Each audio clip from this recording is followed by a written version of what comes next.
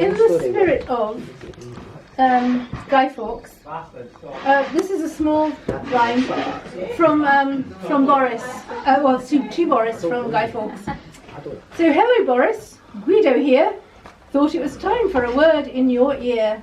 November the 5th is my day, bro, when bonfires are lit and the sky is aglow. Johnson, we may share, but that's where it ends. Men like you and I could never be friends.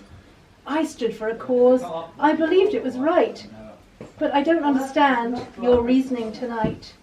It seems to me you've set your own fire. Do you know folks are calling you liar, liar, liar?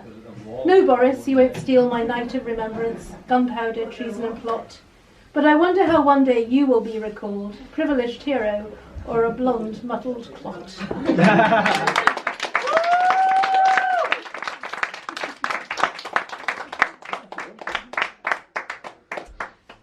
So this was a little short story that I wrote for one weekend in Stirling.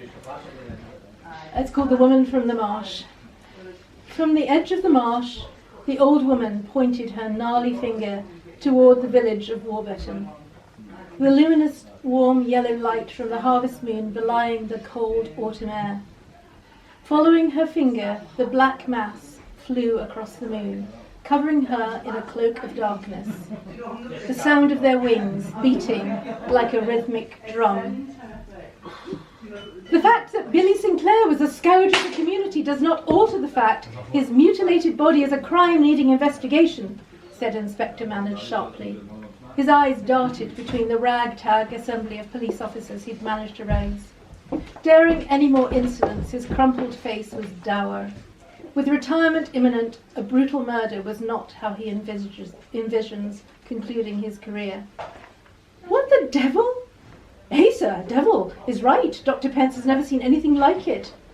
Billy was covered in bites, said young Forster.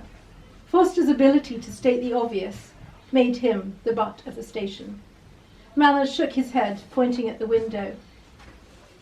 10 heads swiveled, following the direction of Manners' gaze, his expression changing into one of horror as the speeding black mass flew at the glass, shattering it into tiny fragments.